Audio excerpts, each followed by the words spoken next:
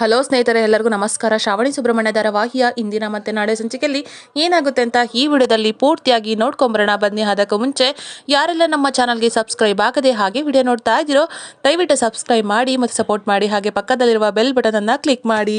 ಸಂಚಿಕೆಯಲ್ಲಿ ಮೊದಲಿಗೆ ವರಲಕ್ಷ್ಮಿ ಅವರು ಕೆಲಸಕ್ಕೆ ಅಂತ ಹೋಗ್ತಾ ಇರ್ತಾರೆ. ಅಷ್ಟರಲ್ಲಿ ಇಂದ್ರಮ್ಮ ಅವರು ಕೂಡ ಎದುರುಗಡೆ ಬಂದ್ಬಿಡ್ತಾರೆ. ಏನೇ ನಾನು ಮನೆಯಲ್ಲಿ ಇಲ್ಲದೆ ಇರೋದನ್ನ ನೋಡ್ಕೊಂಬಿಟ್ಟು ನೀನು ತಿರ್ಗೋಕೆ ಹೋಗ್ತಾ ಇದೆಯಾ ಅಂತ ಹೇಳ್ತಾರೆ. ಏನತ್ತೆ ಏನು ಮಾತಾಡ್ತೀರಾ ನೀವು ಅಂತ ಹೇಳ್ತಾರೆ. ಆಗ ಇಂದ್ರಮ್ಮ ಅವರು ಮತ್ತಿನ್ನೇನೆ ಬೀದಿ ಬೀದಿ ಸುತ್ತಕ್ಕೆ ಹೋಗ್ತಿದ್ಯಾ ತಾನೇ ಅಂತ ಹೇಳ್ತಾರೆ. ಆಗ ವರಲಕ್ಷ್ಮಿ ಅವರು ಅತ್ತೆ ಪ್ಲೀಸ್ ಹಾಗೆಲ್ಲ ಮಾತಾಡಬೇಡಿ, ನಾನು ಹೋಗ್ತಾ ಇರೋದು ಕೆಲಸಕ್ಕೆ ಅಂತ ಹೇಳ್ತಾರೆ. ಅಲ್ಲ ಕಣೆ, ಗಂಡ ಕೆಲಸ ಇಲ್ಲದೆ ಮನೆಯಲ್ಲಿ ಬಿದ್ದಿದ್ದಾನೆ, ನೀನು ಕೂಡ ಮನೆಯಲ್ಲಿ ಬಿದ್ದಿರಬೇಕು, ಅದನ್ನು ಬಿಟ್ಟು ಕೆಲಸಕ್ಕೆ ಹೋಗ್ತೀನಿ ಅಂತ ಹೇಳ್ತಾ ಇದೆಯಲ್ಲ, ನೀನು ಮೊದಲು ರಾಜೀನಾಮೆ ಕೊಡು, ಕೆಲಸಕ್ಕೆ ಯಾವುದೇ ಕಾರಣಕ್ಕೂ ಹೋಗಬಾರ್ದು, ನನ್ನ ಮಾತನ್ನ ಮೀರಿ ಕೆಲಸಕ್ಕೆ ಹೋಗ್ತಾ ಇದೆಯಾ ನೀನು ಅಂತ ಹೇಳ್ತಾರೆ. ಆಗ ವರಲಕ್ಷ್ಮಿ ಅವರು ಅತ್ತೆ ನೀವು ಆ ರೀತಿ ಹೇಳಿದ್ರೆ ಹೇಗತ್ತೆ, ನಾನು ಸಡನ್ ಆಗಿ ಜಾಬ್ನ ಬಿಡೋದಕ್ಕೆ ಆಗೋದಿಲ್ಲ ಅಂತ ಹೇಳ್ತಾರೆ. ಆಗ ಇಂದ್ರಮ್ಮ ಅವರು ನೋಡು ಅದೊಂದು ಏನು ಮಾಡ್ತೀಯೋ ನನಗೆ ಗೊತ್ತಿಲ್ಲ, ಇನ್ನು ಒಂದು ವಾರದಲ್ಲಿ ರಾಜೀನಾಮೆ ಕೊಟ್ಟು ಮನೆಯಲ್ಲಿ ಬಿದ್ದಿರಬೇಕು, ಇಲ್ಲ ಅಂತಂದರೆ ನಾನು ಪೊರ್ಕೆನ ತಗೊಂಬಂದು ಆಫೀಸ್ ಮುಂದೆ ಗಲಾಟೆ ಮಾಡಿಬಿಡ್ತೀನಿ ಅಂತ ಹೇಳ್ಬಿಡ್ತಾರೆ. ಆಗ ವರಲಕ್ಷ್ಮಿ ಅವರು ತುಂಬಾ ಬೇಜಾರು ಮಾಡಿಕೊಂಡು ಜಾಬ್ಗೆ ಅಂತ ಹೋಗ್ತಾ ಇರ್ತಾರೆ. ಅಷ್ಟರಲ್ಲಿ ಶ್ರಾವಣಿ ಅವರು ವರಲಕ್ಷ್ಮಿನ ನೋಡ್ಬಿಟ್ಟು ವರ ಹೇಗಿದೆಯಾ ಅಂತ ಕೇಳ್ತಾರೆ.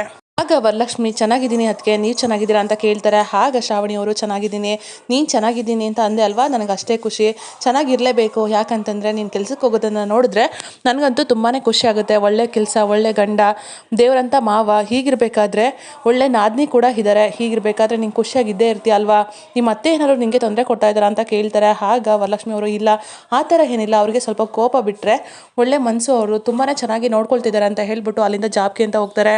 ಈ ಕಡೆ ಇಂದ್ರಮ್ಮ ಅವರು ಕಾಂತಮ್ಮ ಅವ್ರ ಹತ್ರ ಬಂದ್ಬಿಟ್ಟು ಒಬ್ರು ವಿಜಯಾಂಬಿಕಾ ಮೇಡಮ್ ಏನಾದ್ರು ಫೋನ್ ಮಾಡಿದ್ರಾ, ಏನಾದರೂ ಹೇಳಿದ್ರಾ, ಏನಾದರೂ ಮಾಡ್ತಾರಂತ ಅಂತ ಕೇಳ್ತಾರೆ. ಆಗ ಕಾಂತಮ್ಮ ಅವರು ಹೌದು ಬ್ರೋ ಫೋನ್ ಮಾಡಿದ್ರು, ಏನೋ ದೊಡ್ಡ ಪ್ಲ್ಯಾನ್ ಮಾಡಿದ್ದೀನಿ, ಎಲ್ಲರೂ ಕೂಡ ಒಂದೊಂದು ಕಡೆ ಲಾಕ್ ಆಗಬೇಕು ಆ ರೀತಿ ಮಾಡ್ತೀನಿ ಅಂತ ಹೇಳಿಬಿಟ್ರು ಅಂತ ಹೇಳ್ತಾರೆ.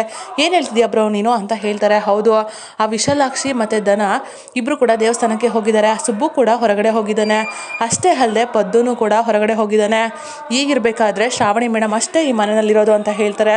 ಓ ಹಾಗಾದರೆ ಏನೋ ಮಾಡ್ತಾರೆ ಅಂತ ತುಂಬಾ ಖುಷಿ ಪಡ್ತಾ ಇರ್ತಾರೆ. ಈ ಕಡೆ ಸುಬ್ಬು ಮತ್ತು ವಿಶಾಲಾಕ್ಷಿ, ಧನಲಕ್ಷ್ಮಿ ಎಲ್ಲರೂ ಕೂಡ ಹೊರಗಡೆ ಬಂದಿರ್ತಾರೆ. ಈ ಕಡೆ ಪದ್ದು ಅವರು ಗಾಡಿನ ಓಡಿಸ್ಕೊಂಡು ಬರ್ತಾ ಇರ್ತಾರೆ. ಅಲ್ಲಿ ಪೊಲೀಸವರು ಇವ್ರನ್ನ ಹೇಗಾದರೂ ಮಾಡಿ ಹಿಡಿಬೇಕು, ಗಾಡಿನ ನಿಲ್ಲಿಸ್ರಿ ಅಂತ ಹೇಳ್ಬಿಟ್ಟು ಗಾಡಿನ ನಿಲ್ಲಿಸ್ತಾರೆ. ಆಗ ಪದ್ದವರು ಏನಾಯ್ತು ಸರ್ ಅಂತ ಕೇಳ್ತಾರೆ. ಡಾಕ್ಯುಮೆಂಟ್ಸ್ನ ಮೊದಲು ಕೊಡಿ ಅಂತ ಹೇಳ್ತಾರೆ. ಡಾಕ್ಯುಮೆಂಟ್ಸ್ ಯಾಕೆ ಸರ್ ಏನಾಯಿತು ಅಂತ ಹೇಳ್ತಾರೆ.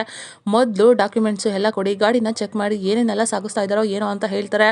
ಆಗ ಪದ್ದವರು ಏನು ಸರ್ ಈ ರೀತಿ ಮಾತಾಡ್ತೀರಾ, ಇದು ಲಗೇಜ್ ಗಾಡಿ, ಬೇಕಿದ್ರೆ ಚೆಕ್ ಮಾಡ್ಕೊಳ್ಳಿ ನೀವು ಅಂತ ಹೇಳ್ತಾರೆ. ವಿಜಯಾಂಬಿಕಾ ಅವರು ಪ್ಲಾನಿಂಗ್ ಪ್ರಕಾರ ಪೊಲೀಸವ್ರು ಕೂಡ ರೆಡಿಯಾಗಿರ್ತಾರೆ.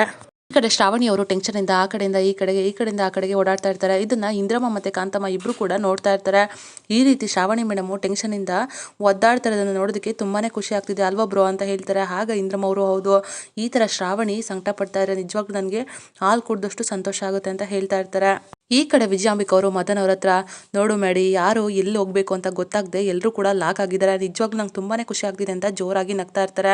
ಆಗ ಮದನ್ ಅವರು ಅಲ್ಲ ಮ್ಯಾಮ್, ಈ ರೀತಿಯೆಲ್ಲ ಆಗಿರಬೇಕಾದ್ರೆ ಆ ಶ್ರಾವಣಿ ಏನು ಮಾಡ್ತಾಳೆ, ನರಳಿ ಸಾಯಬೇಕು ಅಂತ ಹೇಳ್ತಾರೆ. ಆಗ ವಿಜಯಾಂಬಿಕಾ ಅವರು ಇಲ್ಲ ಮೇಡಿ, ಅವಳು ನರಳಿ ಸಾಯಬಾರ್ದು, ಅವಳು ಚಿತ್ರಹಿಂಸೆ ಅನುಭವಿಸ್ಬೇಕು, ಬದುಕಿರುವಾಗಲೇ ನರ್ಕನ ತೋರಿಸ್ಬೇಕು ಅವಳಿಗೆ ಅಂತ ಹೇಳ್ತಾರೆ. ಆಗ ಮದನ್ ಅವರು ಮಾಮ್, ಆ ಶ್ರಾವಣಿಗೆ ಸಣ್ಣ ಶಿಕ್ಷೆ ಅಲ್ಲ, ದೊಡ್ಡ ದೊಡ್ಡ ಶಿಕ್ಷೆ ಕೊಡಬೇಕು, ಜೊತೆಗೆ ನರ್ಕ ಅಂದರೆ ಏನು ಅಂತ ಇಲ್ಲೇ ಗೊತ್ತಾಗಬೇಕು, ಆ ರೀತಿ ಮಾಡಬೇಕು ಅಂತ ಹೇಳ್ತಾರೆ. ಆಗ ವಿಜಯಾಂಬಿಕಾ ಅವರು ಆಗ್ಲೇ ಮಾಡಿ ಅದೇ ರೀತಿ ಆಗುತ್ತೆ ನೋಡ್ತಾ ಇರೋ ಅಂತ ಹೇಳ್ತಾರೆ. ಆಗ ಮದನ್ ಅವರು ಅಲ್ಲ ಮಾಮ್, ಈ ರೀತಿ ಎಲ್ಲ ಮಾಡಿದ್ಯಾ, ಮಿನಿಸ್ಟ್ರು ಮನೆಯವರು ಅಂತ ಗೊತ್ತಾದರೆ ಅವ್ರ ಇನ್ಫ್ಲೂಯೆನ್ಸ್ ಮೇಲೆ ಬಿಡಲ್ವಾ ಅವ್ರನ್ನ ಹೊರಗಡೆ ಅಂತ ಹೇಳ್ತಾರೆ.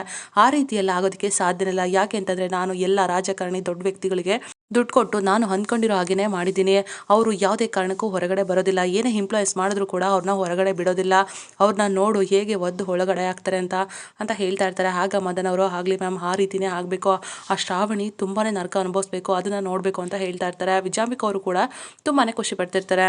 ಈ ಕಡೆ ಶ್ರಾವಣಿಯವರು ಯಾಕೆ ಈ ಥರ ಆಗ್ತಿದೆ, ಮನಸ್ಸಿಗೆ ತುಂಬಾ ಸಂಕಟ ಆಗ್ತಿದೆಯಲ್ವಾ ಅಂತ ಹೇಳ್ಬಿಟ್ಟು ಮನೆಯವರೆಲ್ಲರಿಗೂ ಕೂಡ ತುಂಬಾ ಕಾಲ್ ಟ್ರೈ ಮಾಡ್ತಿರ್ತಾರೆ. ಆದರೆ ಕಾಲ್ ಕನೆಕ್ಟ್ ಆಗ್ತಿಲ್ಲ, ಯಾರು ಕೂಡ ಫೋನ್ ರಿಸೀವ್ ಮಾಡ್ತಿಲ್ಲಲ್ಲ, ಯಾಕೆ ಈ ರೀತಿ ಆಗ್ತಿದೆ, ಏನಾಗ್ತಿರ್ಬೋದು ಅಂತ ಯೋಚನೆ ಮಾಡ್ತಾ ಇರ್ತಾರೆ.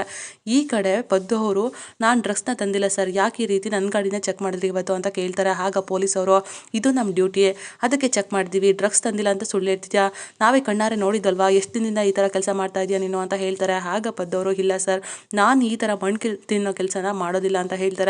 ಆಗ ಪೊಲೀಸವರು ಡ್ರಗ್ಸ್ ತಿನ್ನೋ ಕೆಲಸ ಮಾಡಲ್ಲ ಅಂತಂದರೆ ಮಣ್ಣು ತಿನ್ನೋ ಕೆಲಸ ಮಾಡ್ತೀಯ ನೀನು, ಬಾರೋ ಮೊದಲು ಪೊಲೀಸ್ ಸ್ಟೇಷನ್ಗೆ ಹೇಳ್ಕೊಂಡು ಹೋಗೋಣ ಅಂತ ಹೇಳ್ಬಿಟ್ಟು ಕಾನ್ಸ್ಟೇಬಲ್ ಅವ್ರಿಗೆ ಪೊಲೀಸವರು ಹೇಳ್ತಾರೆ. ಈ ಕಡೆ ಸುಬ್ಬು ಅವರು ಬರ್ತಾ ಇರ್ತಾರೆ. ಅಲ್ಲಿ ಒಂದು ಹುಡುಗ ಪಿಡ್ಸ್ ಬಂದಿರೋ ಥರ ನಾಟಕ ಮಾಡ್ಕೊಂಡು ರೋಡಲ್ಲಿ ಬಿದ್ದು ಒದ್ದಾಡ್ತಾ ಇರ್ತಾನೆ. ಆಗ ಸುಬ್ಬು ಅವರು ಕಾಪಾಡೋದಿಕ್ಕೆ ಅಂತ ಬರ್ತಾರೆ. ಆಗ ಆ ಹುಡುಗ ನಾಟಕ ಮಾಡಿಕೊಂಡು ಅಯ್ಯೋ ಮಕ್ಳು ಕಳ್ಳ ಅಂತ ಜೋರಾಗಿ ಕೂಗೋದಕ್ಕೆ ಶುರು ಮಾಡಿಬಿಡ್ತಾರೆ. ಅಲ್ಲಿದ್ದಂಥ ಎಲ್ಲ ಸುತ್ತಮುತ್ತ ಜನ ಸೇರ್ಕೊಂಡ್ಬಿಡ್ತಾರೆ. ಇಲ್ಲ ನಾನು ಆ ಥರ ಕೆಲಸ ಮಾಡ್ತಿಲ್ಲ, ಇವನು ತುಂಬಾ ಬಿದ್ದು ಒದ್ದಾಡ್ತಾ ಇದ್ದ, ಅದಕ್ಕೆ ಕಾಪಾಡೋದಕ್ಕೆ ಅಂತ ಬಂದೆ ಅಂತ ಹೇಳ್ತಾರೆ. ಆಗ ಆ ಹುಡುಗ ಇಲ್ಲ ಸುಳ್ಳು ಹೇಳ್ತಾ ಇದ್ದಾನೆ, ಇವನು ಮಕ್ಳು ಕಳ್ಳ, ನನಗೆ ಬಾಯಿ ಮುಚ್ಕೊಂಡು ಕೈನ ಹಿಡ್ಕೊಂಡು ಕರ್ಕೊಂಡು ಹೋಗೋದಕ್ಕೆ ಪ್ಲಾನ್ ಮಾಡಿದ್ದ, ಅಷ್ಟರಲ್ಲಿ ನಾನು ಕೂಗ್ಕೊಂಡೆ, ನೀವೆಲ್ಲರೂ ಬಂದ್ರಿ ಅಂತ ಹೇಳ್ತಾರೆ. ಆಗ ಸುಬ್ಬು ಅವರು ಅಲ್ಲ ಕಣೋ, ಇಷ್ಟು ಚಿಕ್ಕ ವಯಸ್ಸಿಗೆ ಎಷ್ಟೆಲ್ಲ ಸುಳ್ಳು ಹೇಳ್ತೀಯ ನೀನು, ನಿಜ ಹೇಳೋ, ಆ ರೀತಿ ಮಾತಾಡಬಾರ್ದು, ಸುಳ್ಳು ಹೇಳೋದು ತಪ್ಪು, ಮಕ್ಕಳಾಗಿ ನೀನು ಈ ಥರ ಮಾತಾಡ್ತಿದ್ಯಲ್ಲ, ನಿಜ ಹೇಳೋ ಅಂತ ಹೇಳ್ತಾ ಇರ್ತಾರೆ. ಆಗ ಅಲ್ಲಿದ್ದಂಥ ಜನರೆಲ್ಲರೂ ಅಲ್ಲ ನೀನು ಈ ವಯಸ್ಸಿಗಿದ್ದು ಆ ಹುಡುಗಂಗೆ ಬುದ್ಧಿ ಹೇಳ್ತಾ ಇದೆಯಾ, ಆ ಹುಡುಗ ನಿಜನೇ ಹೇಳ್ತಾ ಇದ್ದಾನೆ, ಚೆನ್ನಾಗೇ ಮಾತಾಡ್ತಾನೆ, ಈಗಿರ್ಬೇಕಾದ್ರೆ ಅವನ್ಯಾಕೆ ಬೀಳ್ತಾನೆ, ನೀನು ಇಂಥ ಸುಳ್ಳು ಹೇಳ್ತೀಯ ಅಂತ ಗೊತ್ತು, ಇವಾಗೆಲ್ಲ ಟಿ ವಿನಲ್ಲಿ ತೋರಿಸ್ತಾ ಇರ್ತಾರೆ ಮಕ್ಕಳು ಕಳ್ಳ, ಮಕ್ಕಳನ್ನ ಕಳ್ತನ ಮಾಡ್ತಾರೆ ಅಂತ, ನೀನು ಅದೇ ಥರ ಅಂತ ಗೊತ್ತಾಯ್ತು, ಮೊದಲು ಇವನ್ನ ಪೊಲೀಸ್ ಸ್ಟೇಷನ್ಗೆ ಹಾಕಿಸ್ಬೇಕು ಅಂತ ಎಲ್ಲರೂ ಕೂಡ ಮಾತಾಡ್ಕೊಳ್ತಾ ಇರ್ತಾರೆ. ಆಗ ಸುಬ್ಬು ಅವರು ಇಲ್ಲ ದಯವಿಟ್ಟು ನನ್ನ ಮಾತು ಕೇಳಿ, ನಾನು ಆ ರೀತಿ ಮಾಡ್ತಾ ಇಲ್ಲ, ಈ ಹುಡುಗ ಸುಳ್ಳು ಹೇಳ್ತಾ ಇದ್ದಾರೆ, ನಾನು ಅಂಥವ್ನಲ್ಲ ಅಂತ ಹೇಳ್ತಾ ಇರ್ತಾರೆ. ಆದರೂ ಕೂಡ ಅಲ್ಲಿದ್ದಂಥ ಜನರು ಸುಬ್ಬುನ ಆ ಕಡೆಯಿಂದ ಈ ಕಡೆಗೆ, ಈ ಕಡೆಯಿಂದ ಆ ಕಡೆಗೆ ಎಳ್ದಾಡ್ತಾ ಇರ್ತಾರೆ. ಈ ಕಡೆ ಧನಲಕ್ಷ್ಮಿ ಮತ್ತು ವಿಶಾಲಾಕ್ಷಿ ದೇವಸ್ಥಾನದಿಂದ ಬರ್ತಾ ಇರ್ತಾರೆ. ಆಗ ಅಲ್ಲೊಬ್ಳು ಹೆಂಗಸು ಕೆಳಗಡೆ ಬಿದ್ದಿರೋ ಥರ ನಾಟಕ ಮಾಡ್ತಾ ಇರ್ತಾರೆ. ಆಗ ಆ ಹೆಂಗಸನ್ನ ಎದ್ಬಿಟ್ಟು ಯಾಕಮ್ಮ ನಿಧಾನಕ್ಕೆ ಬರ್ಬೇಕಲ್ವಾ, ನೋಡ್ಕೊಂಡು ಬರ್ಬೇಕಣಮ್ಮ, ಹುಷಾರಾಗಿರ್ಬೇಕು ಅಂತ ಹೇಳ್ತಾ ಇರ್ತಾರೆ.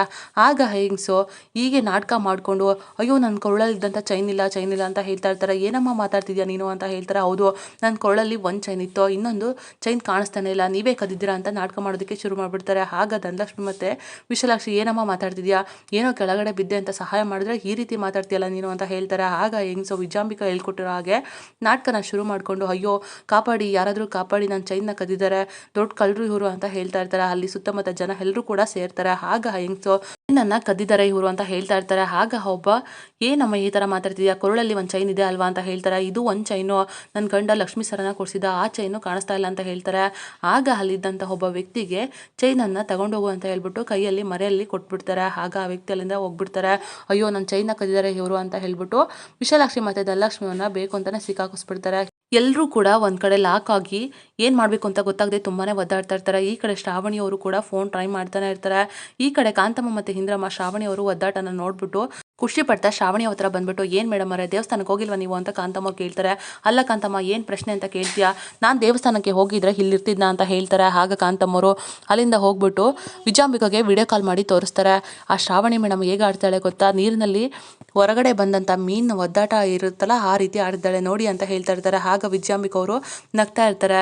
ಆಗ ಕಾಂತಮ್ಮವರು ಸೂಪರ್ ಮೇಡಮ್, ನೀವು ತುಂಬ ಚೆನ್ನಾಗಿ ಮಾಡಿದ್ದೀರಾ ಅಂತ ಹೇಳ್ತಾರೆ. ಆಗ ಶ್ರಾವಣಿ ಅವರು ಅಲ್ಲಿಂದ ರೂಮ್ಗೆ ಹೋಗಿ ಡೋರ್ನ ಜೋರಾಗಿ ಲಾಕ್ ಮಾಡ್ಕೊಳ್ತಾರೆ. ನೋಡಿ ಮೇಡಮ್ ಏನು ಮಾಡೋಕ್ಕಾಗದೆ ಯಾವ ರೀತಿ ಮಾಡ್ತಿದ್ದಾರೆ ಅಂತ ಹೇಳ್ತಾರೆ. ಆಗ ವಿಜಾಂಬಿಕಾ ಅವರು ನಾನು ಮಾಡಿರೋ ಇದಕ್ಕೆ ಏನು ಮಾಡೋಕ್ಕಾಗಲ್ಲ, ಅವಳಿಗೆ ಒಂದು ಕಡೆ ಹೋದರೆ ಇನ್ನೊಂದು ಕಡೆ ಕಷ್ಟ, ಇನ್ನೊಂದು ಕಡೆ ಹೋದರೆ ಇನ್ನೊಂದು ಕಡೆ ಕಷ್ಟ, ಯಾರನ್ನ ಉಳಿಸ್ಕೊಳ್ತಾಳೆ ಅವಳು ನೋಡೋಣ ಅಂತ ಹೇಳಿ ಹೀಗೆ ಮಾತಾಡ್ತಿರ್ತಾರೆ. ಆಗ ಶ್ರಾವಣಿಯವರು ಮತ್ತೆ ಡೋರ್ನ ಓಪನ್ ಮಾಡಿಕೊಂಡು ತುಂಬಾ ಮಾಸ್ ಎಂಟ್ರಿ ಕೊಡ್ತಾರೆ. ಆಗ ಕಾಂತಮ್ಮವರು ಅಲ್ಲ ಮೇಡಮ್ ಅವರೇ ಏನೋ ಕತೆ ಮುಗೀತು ಅಂತ ಅಂದ್ಕೊಂಡ್ರೆ ಮಾಸ್ ಪಿಕ್ಚರಲ್ಲಿ ಮಾಲಶ್ರೀ ಥರ ಎಂಟ್ರಿ ಕೊಡ್ತಾ ಇದ್ದಾರಲ್ಲ ಹೀರೋಯಿನ್ ಆಗೆ, ಏನು ಅಂತಲೇ ಅರ್ಥ ಆಗ್ತಿಲ್ವಲ್ಲ ಅಂತ ಹೇಳ್ತಾರೆ. ಆಗ ವಿಜಾಂಬಿಕಾ ಅವರು ಶ್ರಾವಣಿ ಎಂಟ್ರಿ ಕೊಟ್ಟಿದ್ದನ್ನು ನೋಡ್ಬಿಟ್ಟು ತುಂಬಾ ಶಾಕ್ ಆಗಿಬಿಡ್ತಾರೆ.